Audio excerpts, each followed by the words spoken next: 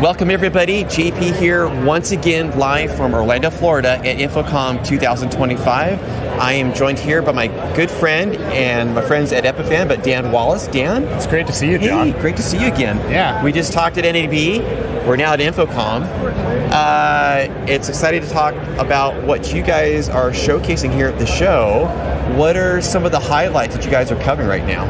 Well, for me, John, and what's fun about coming to InfoComm is this is where we get to talk about integration and creating that seamless experience for the end users. Right. And since I first joined Epiphan back in 2017, I've seen a massive evolution in our industry. And where we started with our Pearl product line, it was all about, rock solid encoding. Get the stream out, get the recording right, make it easy, make it reliable. But now we've sort of evolved from endpoints to ecosystem, from products to platforms. And that's really what we're showing off here today. That's fantastic. And I think that's critical because I think we have kind of like, there's no shortage of products out there. The question is on that, and you get to the integration phase, then you're trying to build a solution out of it, right? Exactly. And get everything kind of connected, working together. Yeah, exactly. So maybe is there something you want to start off and kind of just showcase here at the show that you guys are discussing? Yeah, absolutely. So here, for example, this is probably our most popular product right now. This is Pearl Nexus. And this is probably the most popular product in higher ed right now for capturing classrooms. So in this setup, we've got this paired with a Q-SYS touch panel where an instructor can just walk into a room and just present their materials, whether they're connecting their laptop or whether they're using a document camera, any of the audio and video sources in that room. It's going to be totally seamless for them to just walk in, present their material, and the Pearl Nexus is capturing everything. And if you want to be able to have that scheduled with events, you can see all of the classroom schedule right here on the touch panel.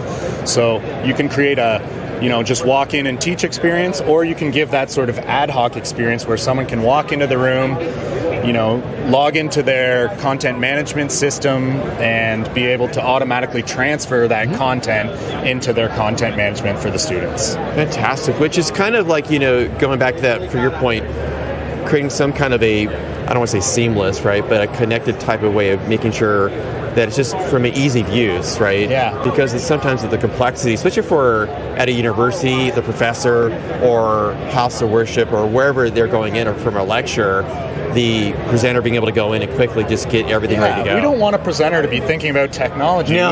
We want them to be thinking about engaging their students, engaging their audience, presenting great content. And the technology should be in the background doing the work for them. No, I agree, because I think unfortunately a lot of the times the technology stack becomes, in a way, to your point, it's kind of removing that barrier because you don't want them to be overwhelmed by the experience of trying to, be able to let them do what they need to do to connect with who they're talking to. Exactly. And, behind all of the, whether it's a classroom, an auditorium, a podcast studio, behind the technology in that room, there's usually someone or a team of people who are administrating those spaces, right?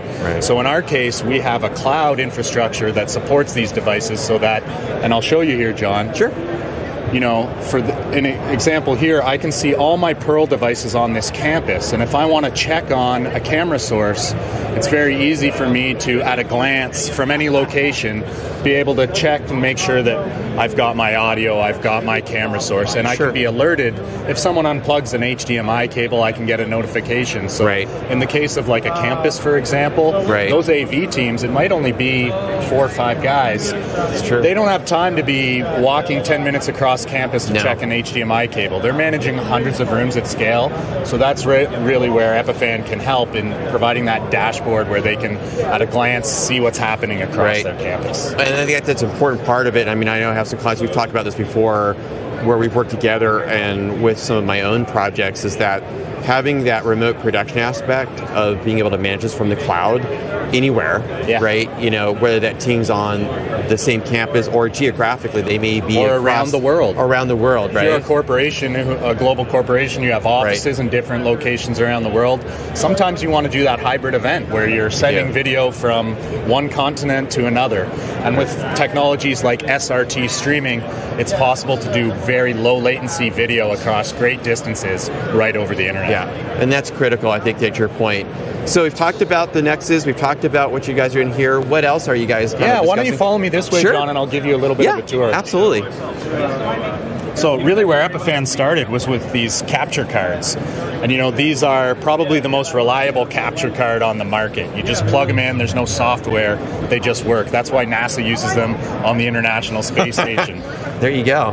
For our live event guys, they really love these devices. This is Pearl Nano. This is a single channel encoder. So you can throw in a camera and a laptop. You can pass through your HDMI to a projector, throw this down in a lectern in a breakout room, and very simple controls to just start your recording and start your stream. Wow. So Okay, I love it. Great for events. Absolutely. We already talked about the Pearl Nexus before, but here you see it with the rack mount chassis. So it's one RU, you can just throw it into your lectern. And actually, we've got our little trophy shelf here. Pearl Nexus was awarded Best Overall Product for Higher Ed AV 2 years consecutive. Congratulations. So we're very proud of that. We Absolutely. are HEPMA certified, and what it means is that campuses can rely on this technology and deploy it at scale. Right, absolutely. And then our flagship product, this has been around for a while, but it's like I said, it's evolved with over 30 firmware updates over the years. But Pearl 2 is 6 channels of encoding and recording, streaming. So when you need that big box that can capture all of the sources in an auditorium, Right. record them, stream them, Pearl 2, 4K. This is just a powerhouse device for all kinds of different applications. We do have some camera prototypes in the works as well. There's a lot of options out there for PTZ cameras, but one Right. of the things that we found is that, connecting your cameras and deploying them, there's still some friction there. Right. So we're trying to remove some of those barriers of deploying PTZ cameras with an easy pairing system. Okay. It'll still have all the great features like 4K 60, Sure. NDI, SRT, auto tracking. So watch for in the next year or so to see what we come up with. But these prototypes have definitely got quite a bit Very of interest interesting. here We'll at, stay tuned for that one. Yeah. Absolutely. And then finally, we'll squeeze in over here. This is Pearl Mini. This is a great device for scenarios where maybe you have a house of worship or a small studio or a podcasting space, and you want to do like maybe 3 cameras, or you want to create a program, a switch program with some ISOs. This is 3 channels of recording. You've got a nice big 7-inch touchscreen here where I can do my switching here on the screen. But if you want to have a volunteer-friendly space where you just put one nice big start button for them, they can walk into a room, press a button, and start their recording or start their stream.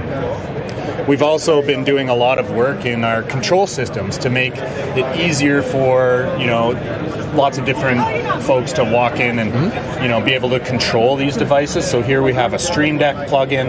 It's right on the Elgato Marketplace. Yep. So anything you can do with a Pearl, we can have a button for it on Stream Deck. So everything from starting recordings and streams to having your audio meters and video previews right here on the Stream Deck buttons. So, Which is super helpful, because I think we've talked about that for previously in productions, that, and talking with Elgato this week here during the show, is that this has become such a useful tool for the TD or who's ever on their production to be able to visually see and be able to hotkey and just quickly switch between. And it's having this integration now with Epiphan and what you guys have done has been fantastic. Absolutely. So, not that it wasn't there, but it was like... Yeah, you had to use Companion app That's before, true. which Correct. is great. And the live event pros are familiar with Companion app, but we want to make this more approachable for, more novice production teams. So true. if we can, Stream Deck being as popular it is, and we see some great things coming with Stream Deck, so we're excited to be compatible with their whole system. No, you're absolutely right. And then that's true for universities and for houses of worship, where you have volunteers, you have people that aren't, it's just not in their wheelhouse, so to speak, in terms of their daily as a production specialist, that they make it into that role. But for somebody who's just coming in and supporting as a support role, this is just like, I'm really excited about you guys working on that. Yeah, I mean, ultimately, John, our philosophy at Epiphan is about being an open ecosystem. We want to integrate with everything, and we're always listening to our users for what features and functions they want. So if they ask for a new protocol or a new control system compatibility, we're always listening, and we want to keep adding features. So we don't view these devices as a one and done. We see them as a platform that will continue to evolve with the industry. Totally, absolutely. So you've kind of covered the Mini and pulling this through. I think that's kind of exciting that what you've kind of walked through the whole family of products and looking at that. And I'm excited about where you guys are going and what you're developing. Yeah, we do have some things cooking up. I can't tell you all about it this year, but what I can say is that we're not done with these devices. We've got some new products coming later this year and into next year as well. Okay. And I'm very excited about what we've got. Well, I will be too. Works. Yeah, because I think that's exciting to see just how it's evolving, right? And it's not just from an Epiphan perspective that you guys have partnerships with QSys and you've created an open REST type API protocol now for other people to integrate into the family of products of the platform. Yeah, we recently added an API Explorer to our devices. So in the web interface, you can click the REST API and you can see all the API commands, and you can copy paste them. So that for those developers, for people who want to create their own workflow and build their IP, we want these devices to be an open system that they can integrate however they want to. I love it. Very cool. Thank you. I appreciate you going through and taking everybody through the whole process here. Everybody, if you have any questions for myself or for Dan or Epiphan, you want to learn more about Epiphan, please do reach out, comment, and ask questions. And we'll put links to what we've talked about here with Dan. And I wish you guys all the best. You guys continue to pursue forward in the next steps and everything else. I'm very excited about where you guys are going. Yeah, and I appreciate your time today. And I'm excited about where you're going as well, John. So thanks a lot. It's always a pleasure to talk to you. It is. Yeah, I thank you. I appreciate that. That's very kind of you. Everybody, thank you for joining with us in this live session. Again, if you have any questions, please let me know.